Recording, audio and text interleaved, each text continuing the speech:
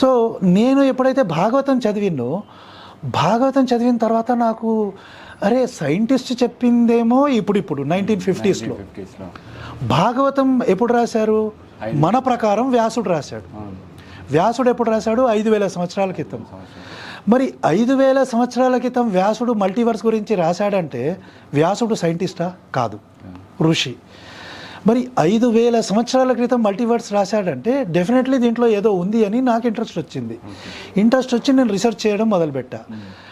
అసలు బిలీవ్ చేయవు కిరణ్, అసలు ఎలా పాసిబుల్?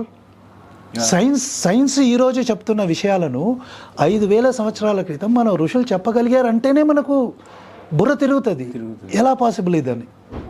సో అప్పుడు నాకు ఇంట్రెస్ట్ వచ్చి ఇంకా నేను డెప్త్లోకి వెళ్ళాను. అందుకు కదా ఒక నాస్తికుడిగా ఉన్ననే నాస్తికుడిగా మారాను, లేకుంటే నా ప్రాక్టీస్ నేను చేసుకోవచ్చుగా. ఖచ్చితంగా. సో ఒక ఎగ్జాంపుల్